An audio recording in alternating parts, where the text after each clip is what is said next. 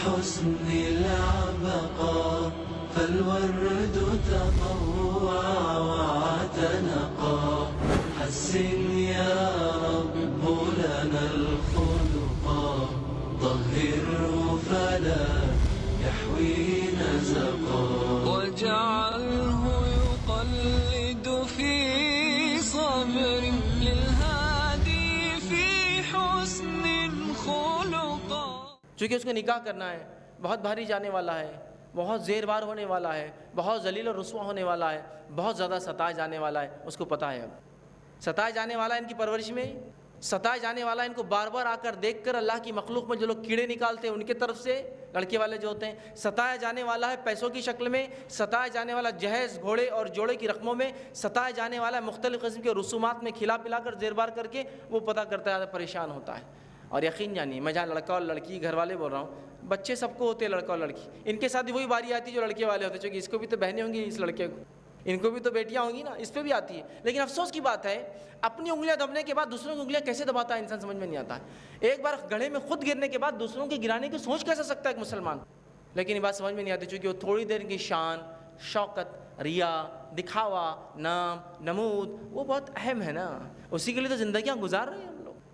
یہاں تو یہ ہے کہ بھیک مانگ کے کھانا کھا رہے ہیں، لیکن شادی تو ایسا بتانا ہے کہ کلاس ون آفیسر کی بھی نہیں ہوئی ہوں گی، کیونکہ ضروری ہے نا. اسی مقصد کے تحت تو دنیا میں آئے ہیں ہم، بھیجے گئے ہیں.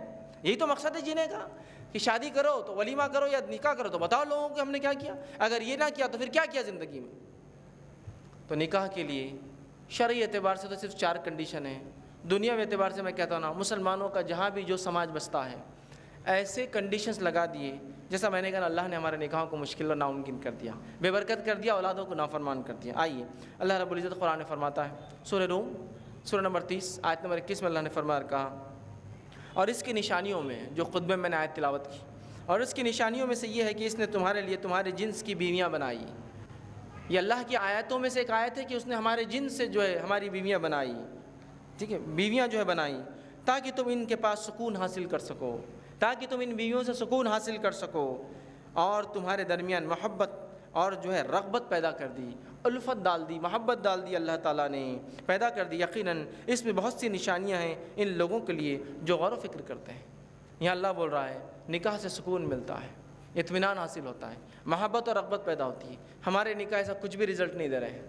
ہمارا نکاح ہونے کے بعد وہ پہلے دن سے وہ ہونے والی لڑکی کو یہ تانے ملتے ہیں کہ اس میں بوٹی کم تھی، اس میں سالن کم تھے، چاول برابر نہیں تھے، کھانا ٹھنڈا آیا تھا، زیور اتنا بولے تھے، جہیز ایسا ہونا تھا، کوالٹی آف گڈس یہ دیے تم نے، پلنگ ایسا تھا، کوالٹی نہیں تھی، بچے کو ہینڈ سیٹ فلاں دیے، کپڑا صحیح نہیں تھا، فلاں صحیح تھا. یہ سہنا پڑتا ہے. کائی کی محبت، کائی کی رغبت، کائی کی الفت پیدا ہو رہی ہے، اور کہاں کا سکون.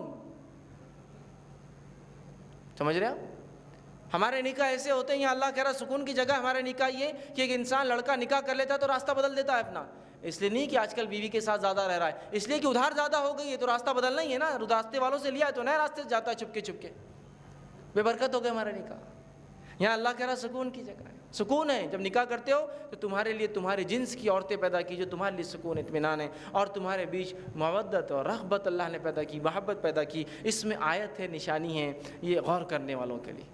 یقیناً نشانیاں غور کرنے والوں کے لیے کہ ایک اجنبی مرد اور عورت ایک بار ملتے ہیں اور اس کے بعد اللہ تعالیٰ ایسی محبت ان میں پیدا کرتا ہے کہ زندگی بھر ساتھ رہتے ہیں. یہ اللہ کی طرف کی بات ہے نا. تو بہرحال نکاح ایسا ہی ہوتا ہے، سکون اور اطمینان کی چیز ہے. نکاح آدھا دین مکمل کرنے والی چیز ہے. لیکن ہمارے نکاح پتہ نہیں کیا کیا فتنے اور فساد کر رہے ہیں سماج میں. انشاءاللہ عزیز جب بات کروں گا تو رکھتا جاؤں گا. تو نکاح سکون اور اطمینان کے لیے ہوتا ہے. اسی طرح جیسے ہر چیز کے لیے ایک نیت ہے، نکاح کے لیے بھی نیت ہونا چاہیے. ہر اعمال کا دار و مدار نیت پر ہے، تو نکاح بھی نیت ہونا چاہیے. کیا نیت ہونا چاہیے؟ نیت یہ کہ اللہ میرا آدھا دین مکمل کرنا چاہتا ہوں، اے اللہ میں اپنی نظروں کو نیچے رکھنا چاہتا ہوں، اے اللہ میں اپنی نسلوں کو آگے بڑھانا چاہتا ہوں، اے اللہ میں اولاد کی پرورش کرنا چاہتا ہوں، اے اللہ ان کو میں اپنے لیے ثواب جاریہ بنانا چاہتا ہوں. یہ نکاح کی نیت. ہمارے پاس نکاح کی نیت بھی کیا ہوتی ہے؟ بڑی افسوس کی بات ہے. گھر میں نکاح کب سوچتے ہیں؟ برا مت لگنے دیجیے، یہ حقیقتیں ہیں.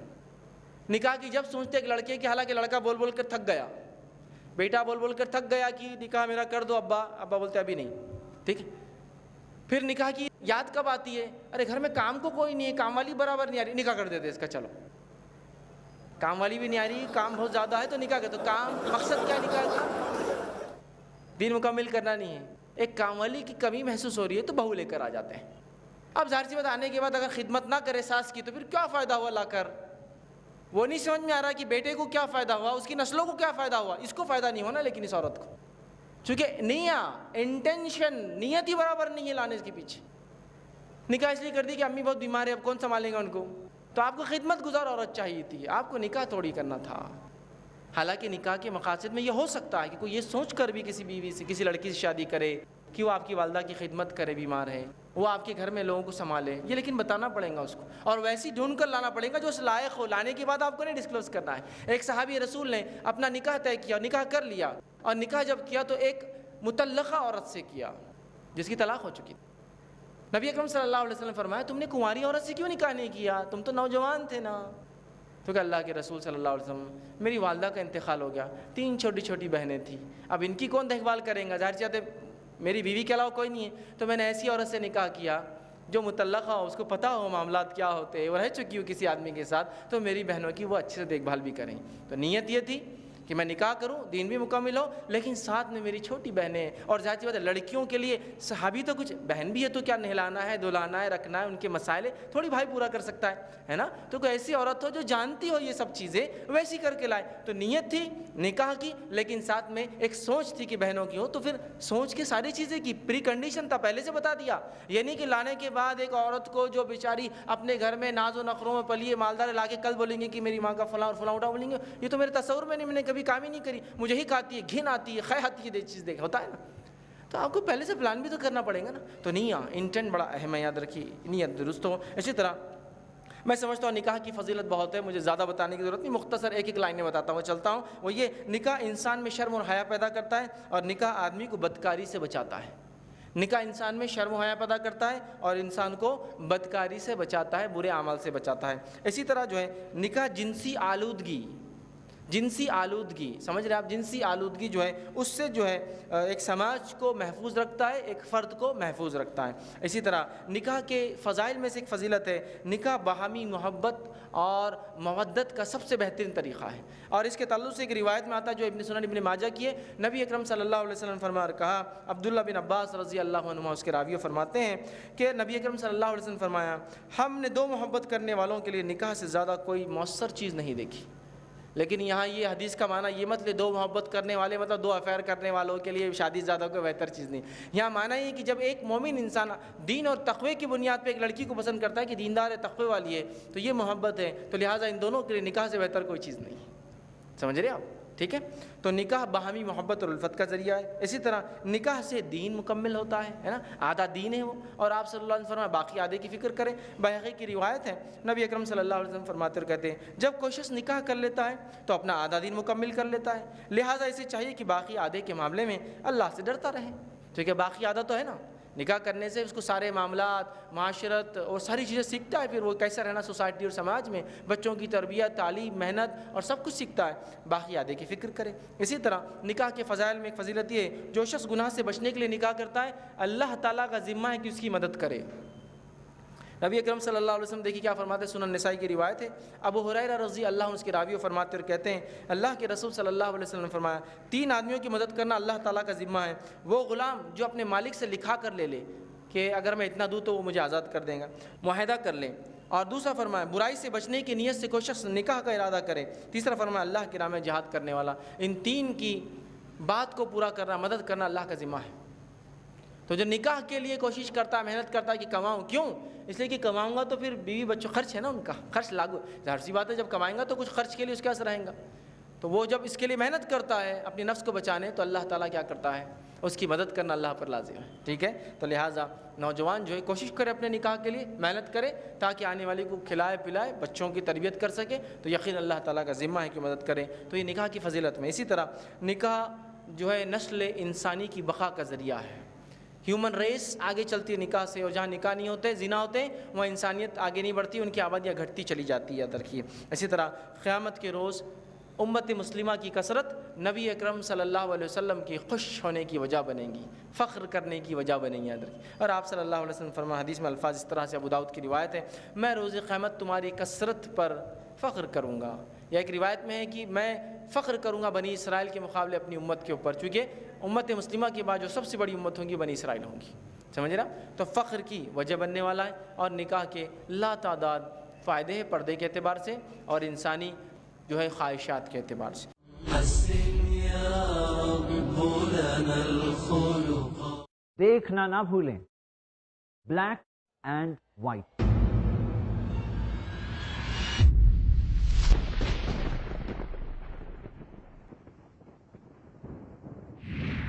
صرف آئی پلس ٹی وی پر بہتر زندگی کے لیے. خوشگوار زندگی گزارنے کی تمنا ہر دل میں ہوتی ہے، لیکن سب نہیں جانتے کیسے گزاری جاتی ہے خوشگوار زندگی.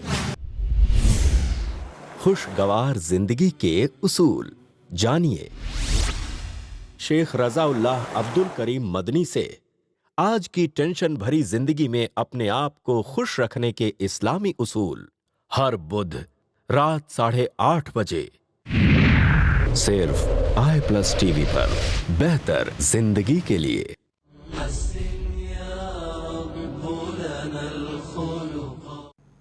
کیفیت کیسا ہو سکتا ہے کہ ایک عورت کا ایسے 2 رول کیسے ہو سکتے ہیں، ایک لڑکے کے ایسے 2 رول کیسے ہو سکتے ہیں کہ ایک وقت جب اپنے لیے لڑکی تلاش کرے تو کرائٹیریوں کی لائن لگ جائے اور اپنی بہن کے لیے ایکسپیکٹیشن کرے کہ کوئی بھی لڑکا قبول کر لے اس کو.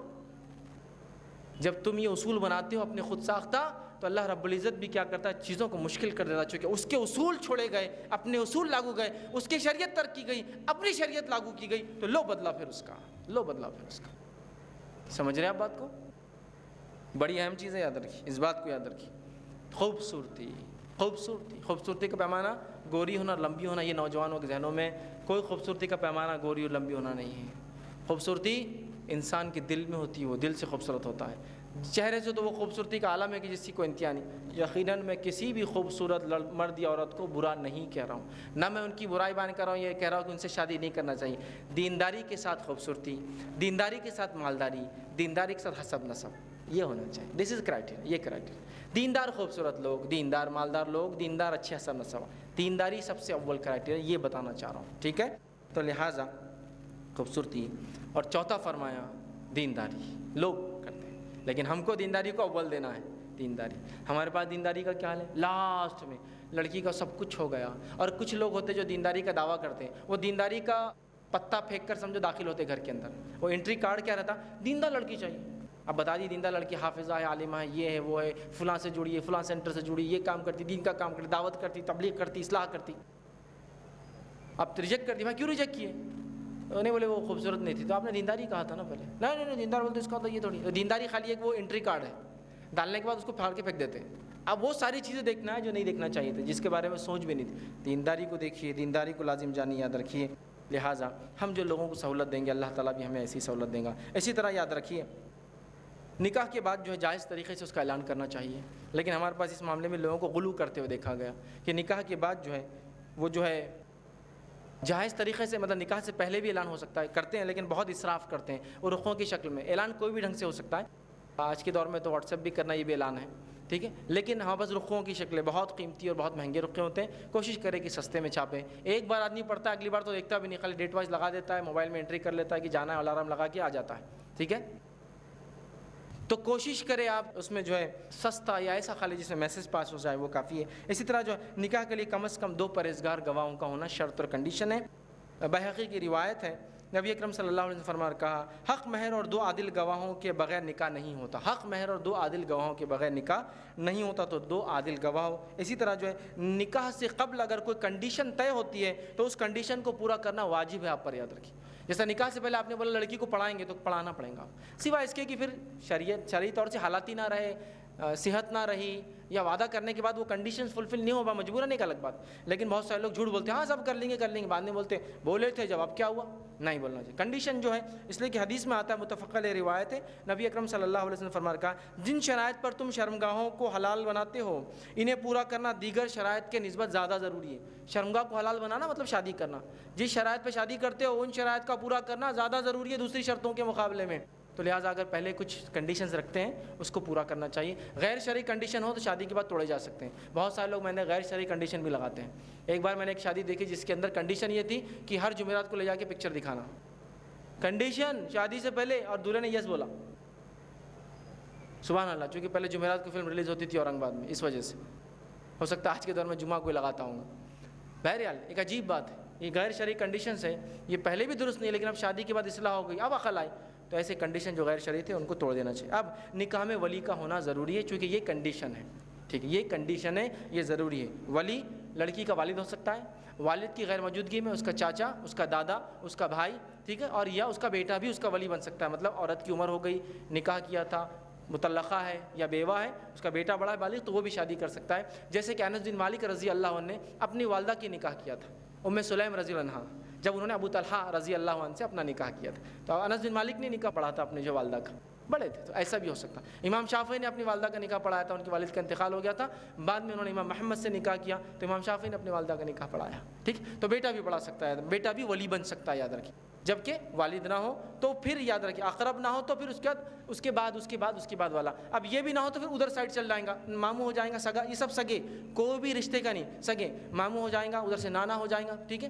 اسے ادھر سے سگا بھانجا، سگا بھتیجا بھی ہو سکتا ہے، مطلب اگر ادھر سے غیر موجود ہے تو بہت سارے لوگ دوسرے ولی، لیکن بغیر ولی کے نکاح نہیں ہوں گا، چاہے لڑکی کنواری ہو، چاہے مطلقہ ہو، چاہے بیوہ ہو، ولی کی موجودگی ضروری ہے۔ آئیے ولی کے تعلق سے کچھ چیزیں بتاتا ہوں۔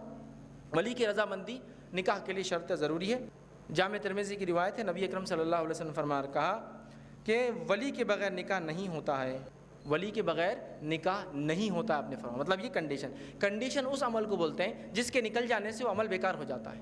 جیسا نماز کی شرائط میں غسل اور وضو ہونا شرط ہے، اگر غسل اور وضو نہیں ہو تو نماز نہیں ہوتی، تو یہ کنڈیشن ہے، ولی کنڈیشن ہے، نہیں ہوتا مطلب کنڈیشن ہے، اس کے بغیر نکاح نہیں ہوتا، دو گواہوں کے بغیر نکاح نہیں ہوتا، ایجاب و قبول کے بغیر نکاح نہیں ہوتا، مہر کے بغیر نکاح نہیں ہوتا، کنڈیشن ہے۔ یہ الگ بات ہے کہ مہر میں اتنی ڈھیل ہے کہ پہلے طے نہ ہو تو بعد میں بھی دیا جا سکتا ہے، اتنی ڈھیل ہے، لیکن کرنا ہی ہے، دینا ہی، یاد رکھیے، ٹھیک ہے۔ تو ولی، اسی طرح اقرب ولی نہ ہو یا خیر خواہ نہ ہو تو پھر دوسرے ولی کی طرف ولایت شفٹ ہو جاتی ہے، جیسا کہ والد ہے لیکن آؤٹ آف مائنڈ ہے، مینٹل ہے، پرابلم ہے، والد ہے لیکن خیر خواہ نہیں ہے، شراب ہے، جوا خور ہے اور خیر خواہ نہیں ہے، تو پھر ولایت ٹرانسفر ہو کے چچا کے پاس چل جائیں گی، یا کوئی نہ ہو لڑکی کا، جیسا فتنہ ہو گیا، فساد میں مارے گا اس کے رشتہ دار، عذابات مطلب کوئی زلزلے وغیرہ ہے تو سب کچھ مر گئے لڑکی اکیلی ہے، یا نو مسلمہ ہے، تو تب وہاں کا ولی مطلب اس کا ولی اسٹیٹ کا ذمہ دار، کوئی لیڈر یا کوئی ذمہ دار شخص مسلمانوں سے بنے گا، بغیر ولی کے نکاح تو ہوتا ہی نہیں، کوئی نہ کوئی ولی ہوں گا، یاد رکھیے، ہر حالت میں، ہر کنڈیشن میں، نو مسلمہ کے لیے بھی، کسی کا کچھ رشتہ نہ ہو تو بھی، اسی طرح کسی کا بھی مطلقہ ہو، بیوہ ہو، سب کا کنواری ہو، سب کا ولی ہونا ضروری، یاد رکھیے، اس چیز کو ہم سمجھ لیں، اس مسئلے کو، ٹھیک ہے۔ اسی طرح عورت اپنا نکاح خود نہیں کر سکتی، اور جو ہے نکاح کے لیے جو ولی کی اجازت اور رضامندی، راضی ہونا ضروری ہے۔ عورت اپنا نکاح خود نہیں کر سکتی، یاد رکھیے، چاہے کنواری ہو یا چاہے مطلقہ ہو۔ اس بات کو اللہ رب العزت نے قرآن میں سورہ بقرہ سورہ نمبر 2 آیت نمبر 232 میں بیان کیا۔ آیت میں یہ نہیں ہے کہ ولی کے بغیر نکاح نہیں ہوتا، آیت میں ایک حکم ہے کہ ایک صحابی تھے، ان کی بہن کا نکاح ہوا تھا، اس آدمی نے ان کی بہن کو طلاق دے دی، لیکن وہ طلاق رجعی تھی، ایک ہی طلاق دی۔ اب عدت کے بعد اس نے رجوع کرنا چاہا کہ غلطی ہو گئی بھائی، تو اس صحابی نے کہا میں نہیں دیتا ہوں اپنی بہن کو، پہلے بھی تم نے کر کے لے گا اور ایسا کیا، تو تب یہ آیت نازل ہوئی تھی، ٹھیک ہے، جس میں اللہ نے ولی کو حکم دیا کہ تم نکاح کرو اس کا، روکو مت نکاح ہونے سے۔ تو میں نے اسی لیے کہا ولی ضروری، چاہے مطلقہ ہو چاہے بیوہ ہو، یاد رکھیے، اس چیز کو ہم ذہن نشین کر لیں، ٹھیک ہے۔ اسی طرح یاد رکھیے، ولی کے بغیر کیا گیا نکاح سراسر باطل ہے، نکاح نہیں ہوتا۔ ولی کی اجازت کے بغیر کیا گیا نکاح سراسر باطل ہے، نہیں ہوتا۔ آج کل ہم نے دیکھا لوگ کسی کو بھی سڑک پر اٹھا کے ولی بنا دیتے ہیں اور ولی بن کے کھڑا ہو گیا، نہیں ہوتا، جب تک اگر کوئی نہ ہوتا الگ بات ہے، لیکن ولی کوئی بھی نہیں بن سکتا، یاد رکھیے، یہ باطل ہے۔ نبی اکرم صلی اللہ علیہ وسلم فرماتے، جامع ترمذی کی روایت، آپ نے فرمایا جس عورت نے اپنے ولی کی اجازت کے بغیر نکاح کیا وہ نکاح باطل ہے، وہ نکاح باطل ہے، وہ نکاح باطل ہے۔ 3 بار کہا، وہ نکاح ہی نہیں ہوتا، وہ نکاح ہی نہیں ہوتا، وہ نکاح ہی ہوتا، باطل ہے۔ اور یاد رکھیے یہ بات ان لوگوں کے لیے بہت زیادہ وہ ہوتی ہے جن لوگوں نے بغیر جو ہے ولی کی اجازت کے یا لو میرج اور افیئرز کر کے شادیاں کی نا، بھگا بھگا کے، ان کے لیے کہاں سے نکاح ہی نہیں ہوتا، نکاح ہی نہیں ہوتا جو ولی کی اجازت کے بغیر ہوتا ہے۔ یہ بات کان کھول کے سن لیں، آپ کسی نے کر لیا ہے تو ولی کو راضی کرے، اب جا کر، اب کرے جا کر، نہیں بھائی ہم نے تو پکڑ کے وہ مولوی صاحب کو ولی بنا دیتے، نہیں ہوتے وہ ولی، باپ جب زندہ ہے، جب تک کہ وہ کافر نہ اور پاگل نہ ہو جائے، اگر زندہ ہے، عقل مند ہے، خیر خواہ ہے، تو اگر پاگل اور کافر ہے تو ہی نہیں ہوں گا، ولایت اس کی ساقط ہوں گی بھی تو کوئی دوسرا گھر سے بنے گا، اس کا چچا، اس کا دادا، اس کا ماموں، اس کا نانا، اس کا بھائی، کوئی بھی سڑک سے چلتا ہوا آدمی نہیں بن سکتا، جب تک کہ وہ عورت ہی ایسی ہو کہ کوئی اس کا رشتہ داری نہ ہو، یہ نہ ہو مسلمہ ہو، ایک الگ کنڈیشن، ٹھیک ہے۔ اسی طرح جو کنواری اور بیوہ جو ہے دونوں کے نکاح کے لیے ولی کی ضرورت ہے، اور کنواری عورت کی خاموشی اس کی اجازت ہے نکاح کے لیے، اور جو مطلقہ یا بیوہ ان سے اجازت لی جائے۔ مطلب رشتے کے لیے کوئی آیا اور ایک لڑکی سے پوچھا گیا کیا لڑکا پسند ہے اور وہ خاموش رہی، تو خاموش رہی تو اس کا مطلب ہاں ہے۔ صحابہ نے پوچھا اللہ کے رسول کماری لڑکی شرماتی ہے نا بولنے، تو کہا اس کی خاموشی ہاں ہے۔ تو میں کہوں گا اگر کسی لڑکی کو لڑکا پسند نہیں ہے تو پھر وہ منہ سے کہے خاموش رہیں گی تو وہاں میں مانو آ جائے گا، اور مطلقہ اور بیوہ ہے مطلب شادی ہو چکی ہے ایک بار، اس نے منہ سے بولیں گی ہاں یا نہ، لیکن ایک کماری خالی خاموش ہو جائے تو بھی ہو جائے گا نکاح۔ اس بات کو ذہن نشین کرے، اگر پسند نہ ہو تو پہلے ہی بتا دے، پہلے تو خاموش رہتے اور بعد میں چلاتے شادی کے بعد میرے کو تم پسند نہیں تھے، میرے کو تم پسند نہیں تھے، وہی بولتا ہے پہلے بول دینا تھا، اب آ کے میری زندگی جو ہے پریشان اجیرن ہو جا رہا ہوں میں، ٹھیک ہے۔ اسی طرح عورت کسی عورت کی ولی نہیں بن سکتی۔ بہت سی بار ماں کو پسند ہے لڑکا، شادی کرا دے رہی، ولی بن کے نہیں ہوتی۔ عورت کسی عورت کی ولی نہیں ہوتی، ولی کے بغیر جو نکاح ہوتا ہی نہیں ہے۔ اور تیسرا، ولی کے بغیر جو نکاح ہوتا ہے وہ زنا ہے۔ تین بات یاد رکھیں۔ نبی اکرم صلی اللہ علیہ وسلم فرماتے ہیں، سنن ابن ماجہ کی روایت، آپ نے فرمایا کوئی عورت کسی دوسری عورت کا نکاح نہ کرے اس لیے کہ ولی نہیں ہو سکتی وہ، دوسرا فرمایا نہ کرائے، دوسرا فرمایا اور کوئی عورت اپنا نکاح بغیر ولی کے نہ کر لے اس لیے کہ جو عورت بغیر ولی کے نکاح کرتی وہ زانیہ ہے، وہ اولاد جو ہوں گی ولد الزنا ہوں گی۔ سمجھ رہے ہیں آپ کتنی خطرناک بات بیان کی جا رہی ہے، وہ نکاح نہیں ہوتا۔ اسی طرح ولی کو عورت کی مرضی کے خلاف شادی نہیں کرنا چاہیے، یہ بات بھی ضروری ہے، ایجاب اور قبول کا پارٹ ہے یہ جو میں پہلے لے چکا ہوں۔ ولی کو بغیر لڑکی کے اجازت کی شادی نہیں کرنا چاہیے۔ اگر بچی نہ سمجھے چھوٹی ہے تو سمجھائے، منائے، انتظار کرے، لیکن زبردستی قطعاً شادی نہ کرے، جیسا کہ آج کل کبھی ہوتا ہے، بالکل نہ کرے، اس لیے کہ زبردستی اگر کسی عورت کا نکاح ہوگا تو یاد رکھیے وہ چاہے تو شوہر کو چھوڑ سکتی ہے، طلاق ڈیمانڈ کر سکتی ہے، یاد رکھیے۔ عورت کے خلاف اگر زبردستی نکاح نہیں کرنا چاہیے، اگر ایسا ہوگا تو وہ درست نہیں ہوگا، وہ چاہے تو الگ ہو سکتی ہے، اسے یاد رکھیے۔ اس تعلق سے ایک روایت آتی ہے جس کے اندر الفاظ اس طرح سے کہ ایک صحابیہ کا نکاح ان کے پسند کی، ان کی اجازت کے بعد کر دیا گیا، صحیح بخاری کی روایت ہے۔ وہ نبی اکرم صلی اللہ علیہ وسلم کی خدمت میں حاضر ہوئی اور کہا اللہ کے رسول میرے والد نے زبردستی میرا نکاح کر دیا تھا، تو آپ صلی اللہ علیہ وسلم کا نکاح توڑ دیا۔